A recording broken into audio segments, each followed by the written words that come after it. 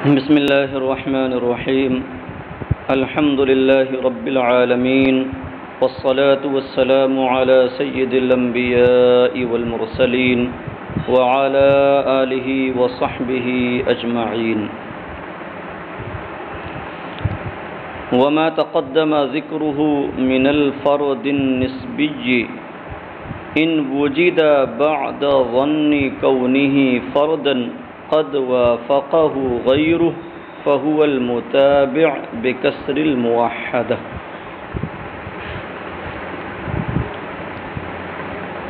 یہاں سے اصول حدیث کی 3 اصطلاحات کا بیان شروع فرما رہے ہیں. ایک ہے متابع، دوسری شاہد اور تیسرے اعتبار. تو ان سب کی تعریف اور شرح میں ان کی مثالوں کو بیان فرمایا ہے.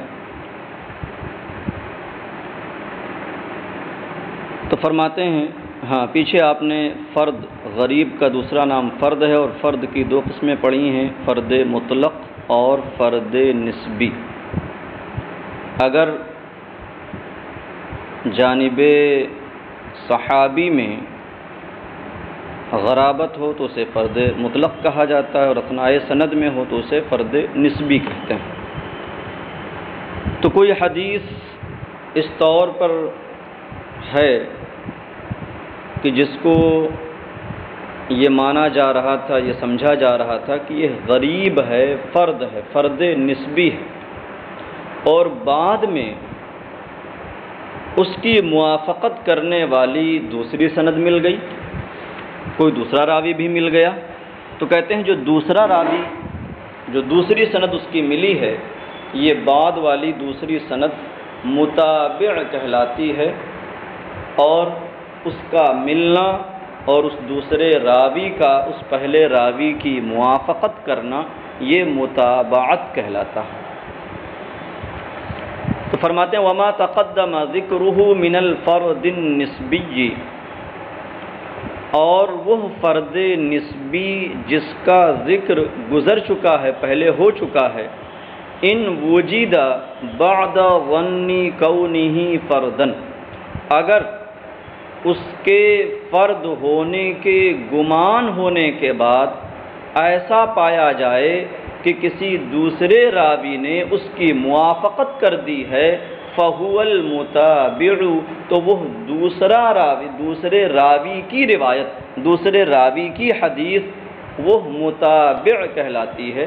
بکسر الموحدہ لکھ کر کے یہ واضح کیا ہے کہ اس کو متابع پڑھا جائے، متابع نہیں. تو وہ غیر والی جو حدیث ہے، غیر والی جو روایت ہے، وہ متابع کہلاتی ہے. اب شرح میں پوری تفصیل کر رہے ہیں. کہتے ہیں والمتابعات علی مراتب، کہتے ہیں اور متابعت کے چند مراتب و درجات ہیں. ان حصلت للراوی نفسہ فہی التامہ، وان حصلت لشیخہ فمن فوقہ فہی القاصرہ، کہ اگر خود راوی کے لیے متابعت اور موافقت پالی جائے تو وہ متابعت تامہ ہے، اور اگر اس کے شیخ یا اس کے شیخ اوپر والوں کے لیے حاصل ہو فہی القاصرہ، تو وہ متابعت قاصرہ. مطلب یہ ہوا کہ جس راوی میں غرابت سمجھ میں آئی تھی کہ یہ راوی اپنے شیخ سے روایت کرنے میں تنہا ہے، تو اگر اسی راوی کے درجے میں یعنی اسی شیخ سے کوئی اور راوی بھی روایت کرنے والا مل گیا، باقی پوری سند وہی ہے، جو پہلے والے راوی کے شیخ اور اس کے بعد کی جو سند ہے، وہی سند اس دوسرے نے بھی ذکر کی ہے کہ اسی کے شیخ کو اپنا شیخ، اور پھر بقیہ سند پوری وہی ہے، تو اس متابعت کو متابعت تامہ کہتے ہیں. تو کہتے ہیں کہ متابعت کے چند مراتب ہیں کہ اگر خود راوی کے لیے متابعت حاصل ہو پائی جائے فہی التامۃ، تو وہ متابعت تامہ ہے. وَإِنْ حَصَلَتْ لِشَيْخِهِ فَمَنْ فَوْقَهُ فَهِيَ الْقَاصِرَةُ، اور اگر اس کے شیخ یا اور اوپر والے کے لیے حاصل ہو تو یہ متابعت قاصرہ ہے۔ وَيُسْتَفَادُ مِنْهَا التَّقْوِيَةُ، اور متابعت سے تقویت کا فائدہ حاصل ہوتا ہے، چاہے متابعت تامہ ہو چاہے متابعت قاصرہ ہو، دونوں سے تقویت کا فائدہ حاصل ہوتا ہے کہ غرابت کی بنیاد پر جو وہن اور کمزوری سمجھ میں آ رہی تھی وہ کمزوری دور ہو جاتی ہے اور وہ حدیث قوی ہو جاتی ہے، اس سے قوت کا فائدہ حاصل ہوتا ہے۔ مثال المتابعت التامہ ما رواہ الامام الشافعی فی الام عن مالک عن عبد اللہ بن دینار عن ابن عمر رضی اللہ تعالی عنہما ان رسول اللہ صلی اللہ علیہ وسلم قال الشهر 29 فلا تصوموا حتى تروا الهلال ولا تفطروا حتى تروه فإن غم عليكم فأكملوا العدة 30۔ کہتے ہیں متابعت تامہ کی مثال وہ حدیث ہے جس کو امام شافعی نے اپنی کتاب الام میں روایت کیا ہے۔ امام شافعی کی کتاب جس کا نام ہے کتاب الام، تو کہتے ہیں وہ حدیث ہے جس کو امام شافعی نے کتاب الام میں روایت کیا ہے حضرت امام مالک سے۔ وہ روایت کرتے ہیں حضرت عبداللہ بن دینار سے جو عظیم الشان جلیل القدر تابعی ہیں۔ عن ابن عمر، وہ روایت کرتے ہیں حضرت عبداللہ ابن عمر رضی اللہ تعالی عنہما سے ان رسول اللہ صلی اللہ علیہ وسلم قال کہ اللہ کے رسول صلی اللہ علیہ وسلم نے ارشاد فرمایا الشہر 29، مہینہ 29 دن کا ہوتا ہے۔ مطلب یہ ہے کہ مہینہ 30 کا بھی ہوتا ہے اور 29 کا بھی ہوتا ہے، بلکہ 29 کا ہونا تو ہر حال میں پایا جائے گا، تو مہینہ 29 دن کا بھی ہوتا ہے۔ فلا تصوموا حتى تروا الهلال، تو تم روزہ نہ رکھو یہاں تک کہ چاند دیکھ لو، ولا تفطروا حتى تروه، اور نہ ہی افطار کرو یعنی عید الفطر مناؤ، روزہ رکھنا نہ چھوڑو، حتی تروہ یہاں تک کہ تم چاند دیکھ لو۔ فَإِنْ غُمَّ عَلَيْكُمْ فَأَكْمِلُوا الْعِدَّةَ 30، پس اگر چاند تم پر پوشیدہ ہو جائے، یہ غمام سے ہے، ستیرہ کے معنی میں فَإِنْ غُمَّ عَلَيْكُمْ فَإِنْ غُمَّ الْهِلَالُ عَلَيْكُمْ، پس اگر چاند تم پر پوشیدہ رہ جائے، بادل وغیرہ کی وجہ سے نہ دکھائی دے، فَأَكْمِلُوا الْعِدَّةَ 30، تو تم 30 کی گنتی پوری کرو، تعداد 30 تک پوری کرو۔ تو مسئلہ شرعیہ یہی ہے، اور اس حدیث شریف میں چاند دیکھنے کی ترغیب فرمائی گئی ہے کہ چونکہ مہینہ 29 دن کا بھی ہوتا ہے، لہذا بغیر چاند دیکھے نہ روزہ رکھو نہ افطار کرو۔ تو گویا کی تاکید اس بات کی کہ تم چاند دیکھو، اگر چاند نظر آ جائے تو تم روزہ رکھو، ہاں اگر 29 کو نظر نہ آئے تو اب تم 30 کی گنتی پوری کرو۔ فَهَذَا الْحَدِيثُ بِهَذَا اللَّفْظِ ظَنَّ قَوْمٌ أَنَّ الشَّافِعِيَّ تَفَرَّدَ بِهِ عَنْ مَالِكَ، تو یہ حدیث ان الفاظ کے ساتھ، بِهَذَا اللَّفْظ یعنی جو اس میں آئے ہیں کلمات فَإِنْ غُمَّ عَلَيْكُمْ فَأَكْمِلُوا الْعِدَّةَ 30، ان کلمات کے ساتھ، تو یہ حدیث ان الفاظ کے ساتھ کچھ لوگوں نے گمان کیا کہ امام شافعی اس میں امام مالک سے تنہا ہیں، ان الفاظ کے ساتھ امام مالک سے کسی اور نے روایت نہیں کیا۔ فَعَدُّوهُ فِي غَرَائِبِهِ، تو اسے امام شافعی کے غرائب میں شمار کیا، اس حدیث کو امام شافعی کے غرائب میں، یعنی ان حدیثوں میں جن میں امام شافعی تنہا ہیں، کوئی اور روایت کرنے والا نہیں۔ لأن اصحاب مالک رووه عنه بهذا الاسناد بلفظ فإن غم عليكم فاقدروا له، کہتے اس لیے کہ امام مالک کے اصحاب یعنی آپ کے تلامذہ نے، آپ کے شاگردوں نے اس حدیث شریف کو اسی سند کے ساتھ امام مالک سے روایت کیا ہے ان الفاظ میں، فَإِنْ غُمَّ عَلَيْكُمْ فَقَدِرُوا لَهُ، یعنی فَإِنْ غُمَّ عَلَيْكُمْ اوپر تھا فَإِنْ غُمَّ عَلَيْكُمْ فَأَكْمِلُوا الْعِدَّةَ 30، تو امام شافعی نے ان کلمات کے ساتھ روایت کیا تھا، لیکن امام مالک کے دوسرے شاگردوں نے اسے روایت کیا ان الفاظ کے ساتھ فَإِنْ غُمَّ عَلَيْكُمْ فَقْدِرُوا لَهُ، بس اگر چاند تم پر پوشیدہ رہ جائے تو تم اس کا اندازہ پورا کرو۔ قدر یقدر بمعنی اندازہ کرنا، تو حاصل معنی وہی ہے کہ گنتی 30 کی پوری کرو، کیونکہ چاند مہینے کا جو اندازہ ہے وہ 30 کا ہے۔ 29 کو چاند دکھائی دیا تو 29 کا مہینہ ہوا، اور نہیں ہوگا تو پھر اس کا اندازہ مقرر ہے کہ وہ 30 دن کا ہوتا ہے۔ فَقْدِرُوا لَهُ، تو کہتے ہیں کہ لوگوں نے یہ گمان کیا کہ یہ حدیث غریب ہے، امام شافعی ان الفاظ میں تنہا ہیں، کوئی اور ان کا ساتھی نہیں۔ کہتے ہیں لیکن وجدنا للشافعی متابعا، لیکن ہم نے امام شافعی کے لیے ایک متابع پا لیا، ان کی موافقت کرنے والا ایک راوی پا لیا، وہو عبداللہ بن مسلمہ القعنبی، اور وہ عبداللہ بن مسلمہ القعنبی ہیں۔ کذالک اخرجہ البخاری عنہ عن مالک، ویسے ہی یا اسی طرح اس حدیث کو امام بخاری نے عبداللہ بن مسلمہ قعنبی سے تخریج کی ہے امام مالک سے روایت کرتے ہوئے، یعنی جیسے امام شافعی نے روایت کیا تھا فَإِنْ غُمَّ عَلَيْكُمْ فَأَكْمِلُوا الْعِدَّةَ 30، امام بخاری نے عبداللہ بن مسلمہ قعنبی سے روایت کیا بالکل ویسے ہی امام مالک سے روایت کرتے ہیں۔ امام مالک کے یہ شاگرد ہیں عبداللہ بن مسلمہ قعنبی۔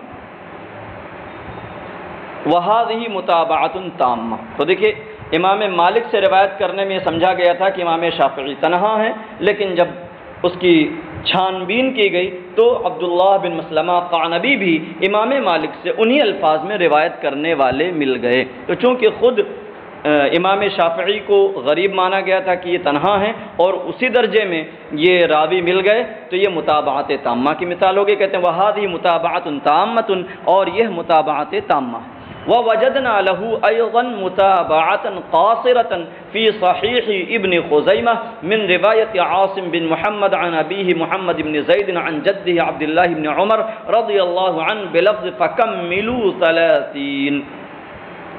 کہتے ہیں اور ہم نے امام شافعی کی یا ان کی حدیث کی متابعت قاصرہ بھی پالی صحیح ابن خزیمہ میں عاصم بن محمد کی روایت سے، وہ روایت کرتے ہیں اپنے والد محمد بن زید سے، وہ روایت کرتے ہیں ان کے دادا عبداللہ بن عمر رضی اللہ تعالی عنہ سے۔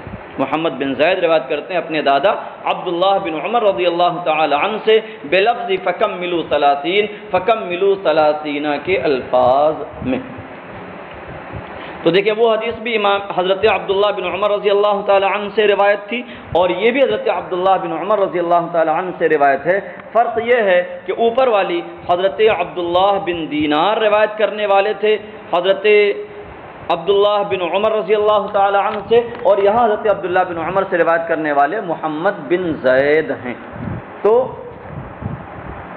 اوپر جا کر کے شیخ کے اوپر جا کر کے یہاں موافقت پالی گئی کہ حضرت عبداللہ بن عمر سے روایت کرنے والے عبداللہ بن دینار تھے حضرت امام شافعی کی سند میں، اور عاصم بن محمد کی سند میں محمد بن زید ہیں۔ ہاں، اور الفاظ میں بھی تھوڑا فرق ہے کہ اس میں تھا فَأَكْمِلُوا الْعِدَّةَ 30 اور اس میں ہے فَكَمِّلُوا 30 باب تفعیل سے، حاصل معنی ایک ہے، بلکہ معنی ہی ہے کہ فَكَمِّلُوا 30 تو تم 30 کی گنتی پوری کرو۔ وفی صحیح مسلم، یہ دوسری متابعت قاصرہ کی مثال ہے۔ وفی صحیح مسلم کا عطف ہو رہا فی صحیح ابن خزیمہ، ہم نے اس کی ایک متابعت قاصرہ بھی، اس کی متابعت قاصرہ بھی پالی صحیح ابن خزیمہ میں اور صحیح مسلم میں من روایت عبید اللہ ابن عمر عن نافع عن ابن عمر بلفظ فقدروا 30۔ ہاں، اور صحیح مسلم میں پایا عبید اللہ بن عمر کی روایت سے، وہ روایت کرتے ہیں حضرت نافع سے، اور نافع روایت کرتے ہیں عبداللہ بن عمر رضی اللہ تعالی عنہما سے۔ الفاظ ہیں فقدروا 30 کے، حاصل معنی اس کا بھی وہی ہے کہ تم 30 کا اندازہ پورا کرو، 30 کی گنتی پوری کرو۔ تو یہاں دیکھیں حضرت عبداللہ بن عمر سے روایت کرنے والے نافع ہو گئے۔ ہاں کہتے ہیں ولا اقتصار فی هذه المتابعة سواء كانت تامة أو قاصرة على اللفظ بل لو جاءت بالمعنى لكفى لكنها مختصة بكونها من رواية ذلك الصحابي. کہتے ہیں متابعت کی جو بات چل رہی ہے تو امام شافعی کی حدیث بھی صحیح معنوں میں غریب نہیں ہے ان الفاظ میں، اور اس متابعہ کے پائے جانے سے پہلے بھی، کیونکہ امام مالک کے اور شاگردوں نے بھی اس حدیث کو روایت کیا ہے. یہ الگ بات ہے کہ الفاظ کا فرق پایا جاتا ہے کہ امام شافعی کی سند میں فَإِنْ غُمَّ عَلَيْكُمْ فَأَكْمِلُوا الْعِدَّةَ 30 آیا ہے، اور دیگر اصحاب نے روایت کیا تو فَإِنْ غُمَّ عَلَيْكُمْ فَاقْدِرُوا لَهُ آیا ہے. تو الفاظ کا فرق بھلے پایا جاتا ہے مگر اس سے متابعت میں کوئی فرق نہیں آتا. یہ تو صرف یہاں پر مثال میں اس کو جو بنایا پیش کیا وہ صرف سمجھانے کے لیے کہ ان الفاظ کے اعتبار سے یہ غریب ہے. تو اب آگے یہ بات بیان فرما رہے ہیں ولا اقتصار فی هذه المتابعة، اور اس متابعت میں جس متابعت کا یہاں ذکر چل رہا ہے سواء كانت تامتن او قاصرتن، خواہ متابعت تامہ ہو یا قاصرہ ہو، علی اللفظ، یہ اختصار سے تعلق رکھتا ہے. اس متابعت میں لفظ پر اختصار نہیں ہے، یعنی انہی الفاظ میں ہو تبھی متابعت ہوگی، نہیں. بل لو جاءت بالمعنى لکفا، بلکہ متابعت اگر معنی کے ساتھ پالی جائے آ جائے تو بھی کافی ہوگی. لیکنہا مختصۃ بکونہا من روایت ذلک الصحابی، لیکن متابعت خاص ہے اس بات کے ساتھ کہ وہ اسی صحابی کی روایت سے.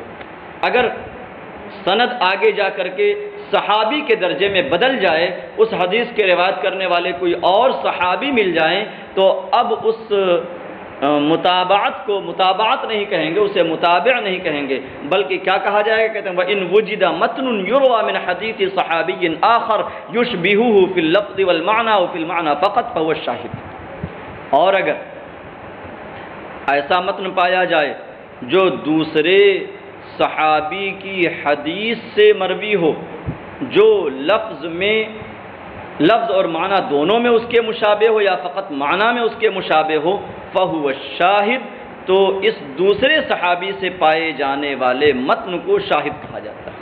مطلب یہ ہوا کہ جو بات اس حدیث میں کہی گئی ہے وہی بات اس حدیث میں بھی کہی جا رہی ہے، مگر فرق یہ ہے کہ وہ دوسرے صحابی کی سند سے مروی ہے اور یہ دوسرے صحابی کے سند سے مروی ہے. تو اوپر جا کر کے اگر صحابی کا فرق ہو جائے تو اب اسے متابعت نہیں بلکہ اسے شاہد کہا جاتا ہے. تو کہتے ہیں اور اگر متن پایا جائے جو دوسرے صحابی کی حدیث سے مروی ہو اور پہلے کی طرح ہو لفظ و معنی دونوں میں یا فقط معنی میں، فَهُوَ الشَّاهِدُ، تو اسے شاہد کہتے ہیں. ومثاله في الحديث الذي قدمناه ما رواه النسائي من رواية محمد بن جبير عن ابن عباس عن النبي صلى الله عليه وسلم فذكر مثل حديث عبد الله بن دينار عن ابن عمر سواء.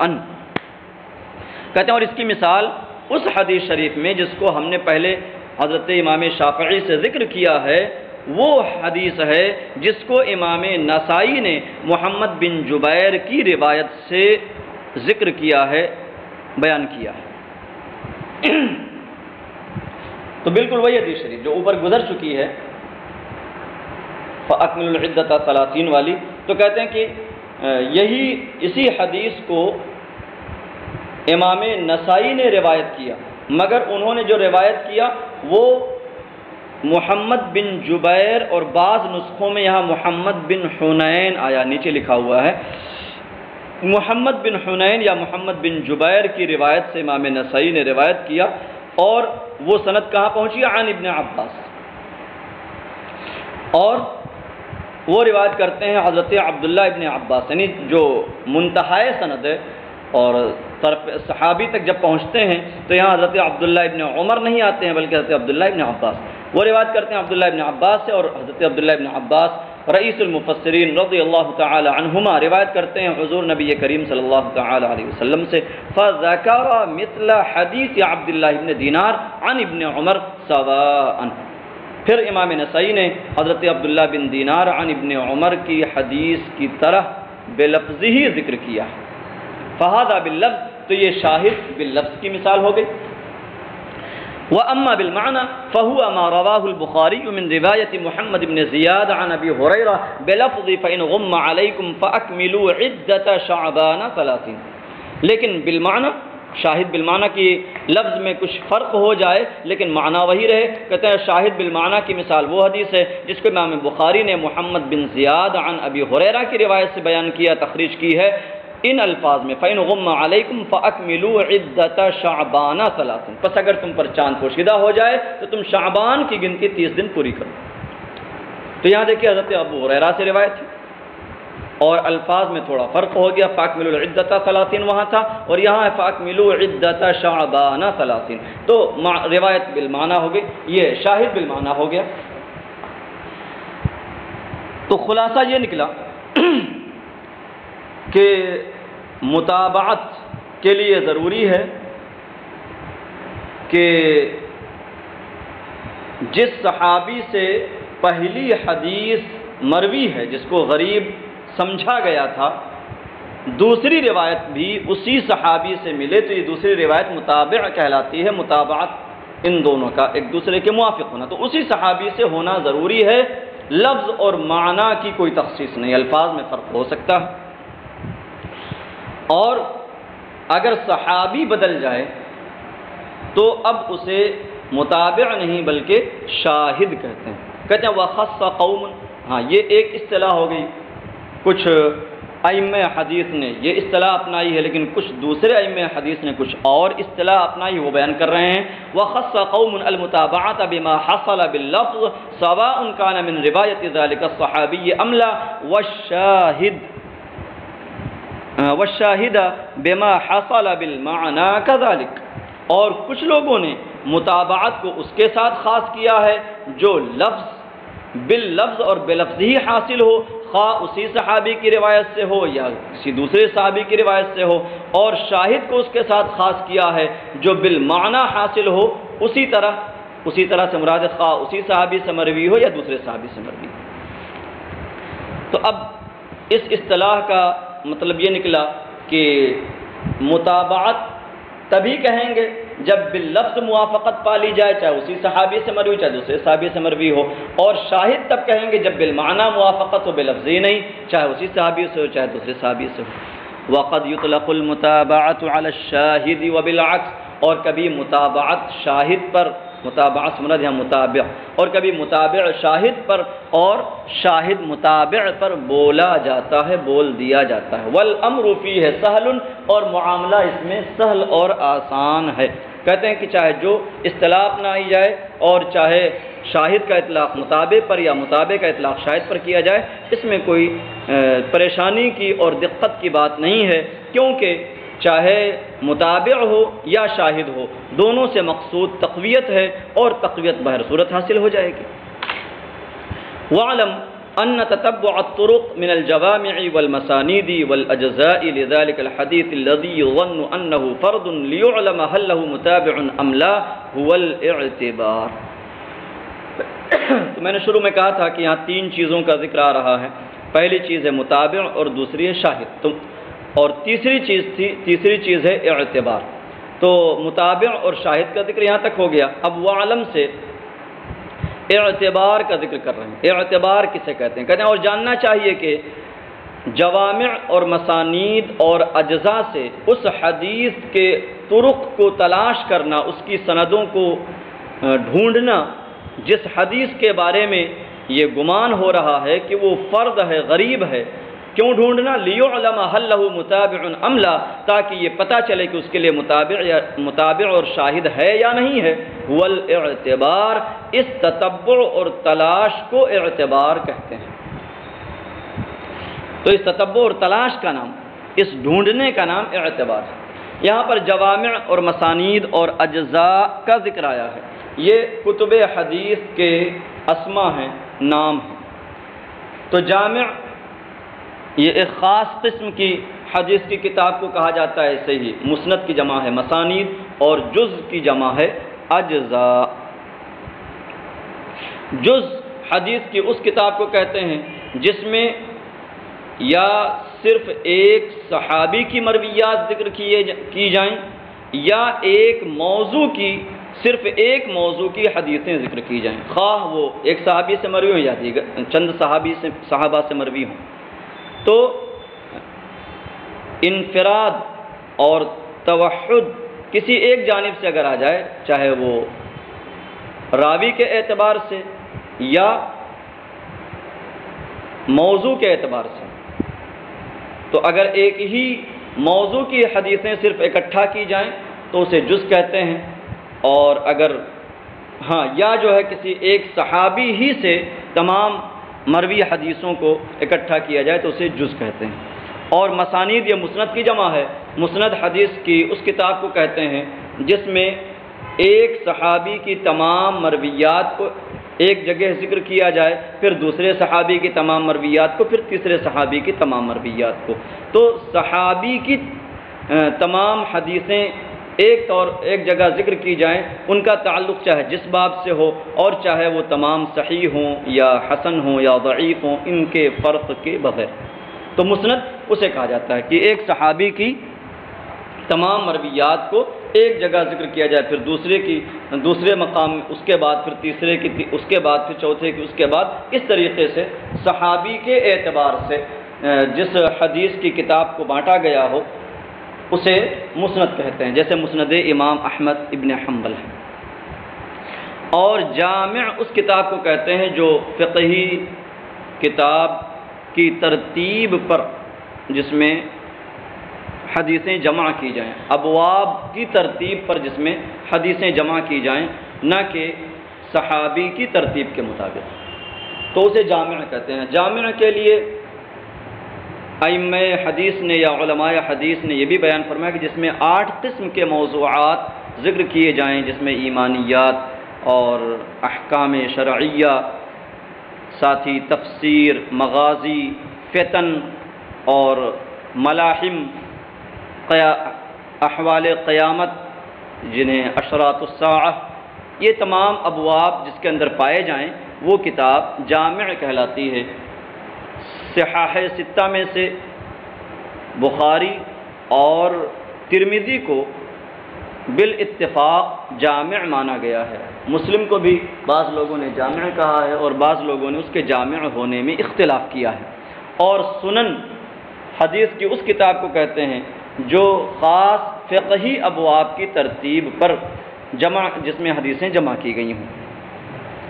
تو یہ حدیث کی کتابوں کی قسموں کا ذکر ہوا، جوامع، مسانید اور اجزا۔ تو فرماتے ہیں کہ جاننا چاہیے کہ جوامع اور مسانید اور اجزا سے اس حدیث کے طرق کو، اس کی سندوں کو تلاش کرنا جس حدیث کے بارے میں یہ گمان ہو رہا ہے کہ وہ فرد ہے، غریب ہے، تاکہ یہ پتہ چلے، یہ معلوم کیا جائے کہ اس کے لیے متابع ہے یا نہیں۔ هو الاعتبار، یہی تلاش کرنا اعتبار کہلاتا ہے۔ تو اعتبار یہ متابع اور شاہد کے مقابل کوئی چیز نہیں، اس کا کوئی قسیم نہیں ہے، بلکہ متابع اور شاہد تلاش کرنے کا نام ہی اعتبار ہے۔ کہتے ہیں وقول ابن الصلاح معرفة الاعتبار والمتابعات والشواهد قد يوهم ان الاعتبار قسیم لهما وليس كذلك۔